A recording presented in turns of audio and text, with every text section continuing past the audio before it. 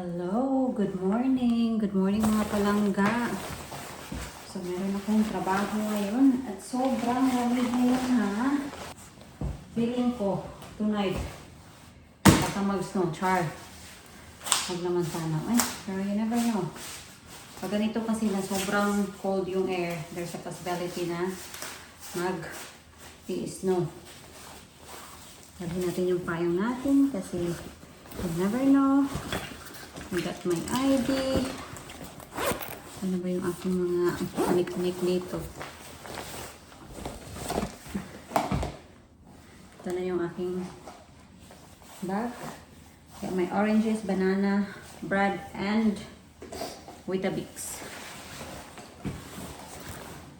Oh, I forgot. I forgot my cup. Gusto ko to siya na cup kasi talaga ba? Hindi siya mainit pag nilagyan mo siya ng mainit na tubig, hindi siya mainit hawakan ba? And it will keep your drink warm for a while. And same as cold water as well. Oh, frosty na frosty oh.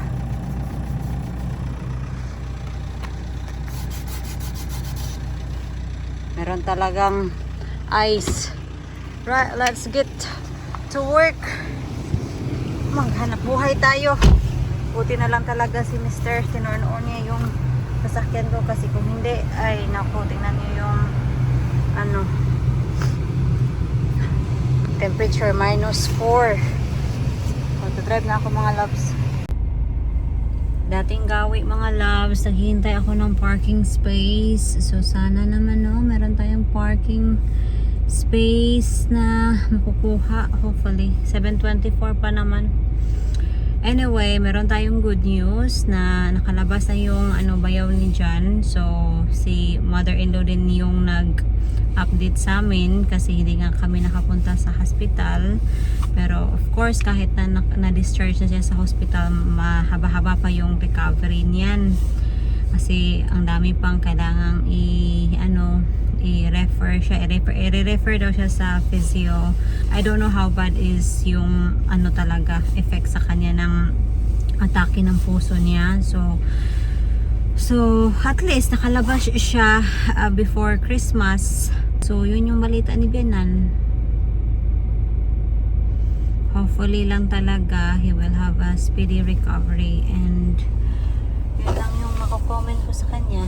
Alam nyo, kwento ko lang din sa inyo, first time ko lang silang na-meet nung nag-abot sila sa apartment ng mama ni Jan at yung ate niya. First time ko lang sila doon mag-meet, pero no words, wala silang sinabi, walang hi, hello man lang, wala talaga. Parang sasakyan turn around.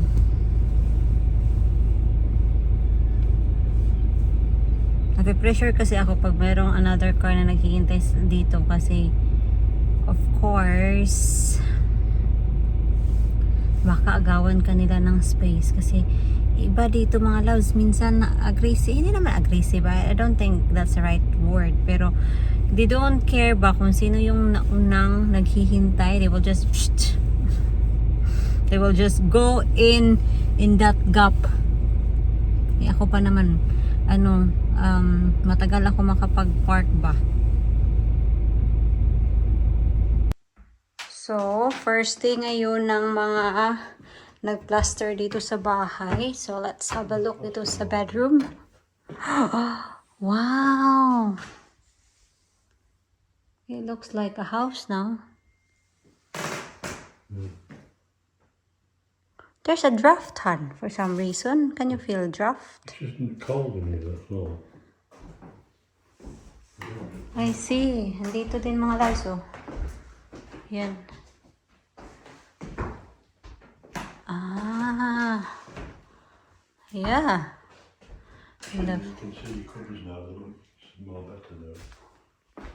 Why did you get this? So big. Well, it's just a bit light. I see. This isn't glued on, this is just put in. Put in at the moment, Yeah, hun? it's just held in, so we've just been cutting the board. Stick them all on tomorrow then.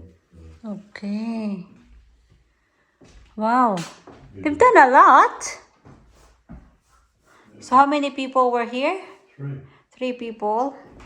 So just this one and this one to finish, and then yeah. Wow. Open the curtain. Open the curtain. Thank you, honey. Gosh, you can feel the difference here. So yun yung update sa pag-plaster. Another frosty morning, mga loves. Tingnan nyo yung kennel natin, yung roof ng kennel. Very white. And hello, neighbors. Yung mga tupa natin. Char natin talaga. Hindi yan atin, Day. Inangkin mo lang. Inangkin mo lang yan sa kapitbahay. Day off ko ngayon and first time ko na nandito ako sa bahay since nagsimula sila mag-plaster dito. Iwan ko kung ilang guy yung nandito. Pero naririnig ko silang parang pre-prepare nila yung mga gamit nila or something.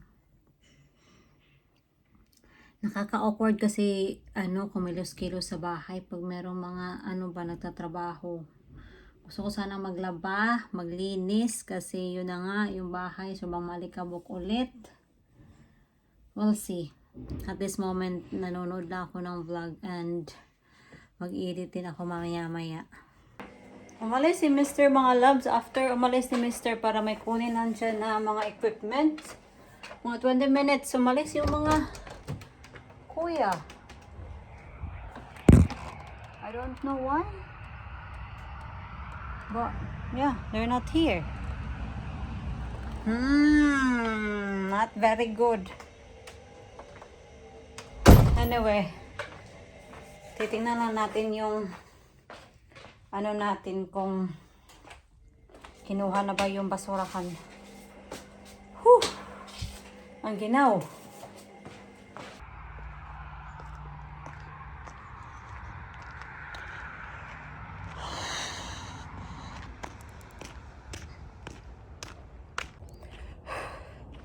Very, very cold. Kinuha na ba?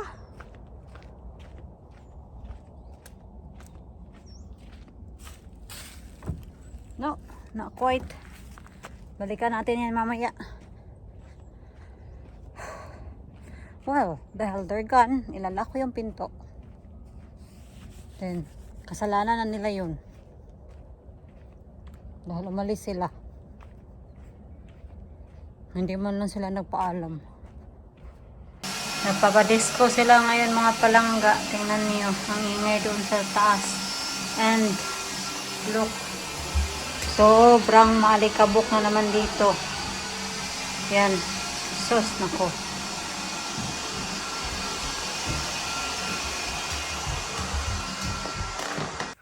Nandito na si Jan sa bahay at nandito na din yung magpa-plaster.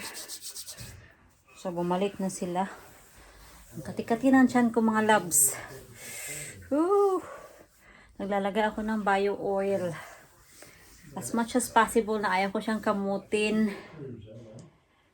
Talaga, hinihimas-himas ko lang siya ba kasi ayaw ko magka-stretch mark. Pero, I have a small hope na hindi ako magka-stretch mark kasi alam niyo nung pagdadalaga ko nga nag-roots birth ako and marami akong stretch mark dito ko, wait lang, dito na area, dito, yan.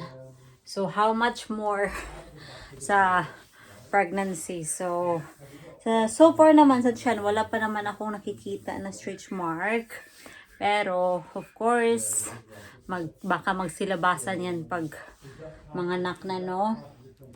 And ngayon, kahit na hindi ko talaga siya kinakamot yung yung dito ko, yung cocomelon ko, hindi ko siya kinakamot mga loves. Pero meron talaga siyang dito, lalo na dito sa under ng cocomelon mo. Meron ako mga red streaks dito. Parang kamot siya, pero hindi ko siya kinakamot. Lumabas lang talaga siya. Dito lang naman, sa ilalim. So far, dito, wala naman. So, sana mawala siya. So, yun, I am keeping on top sa aking bio oil talaga.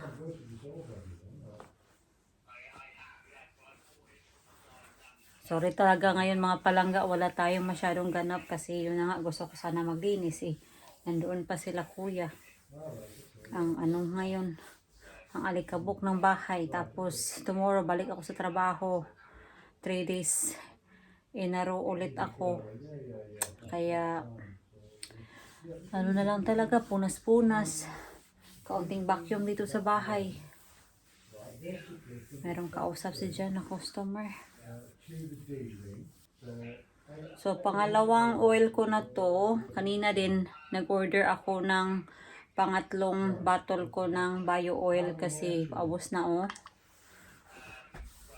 Dumating lang kanina sa bahay. Ito. Nag-order ako ng bio oil, another bio oil, and ito. Itong cream na to. Kasi paubos na din. Ito oh. Yan. Ito. Sobrang ganda nito gamitin as in.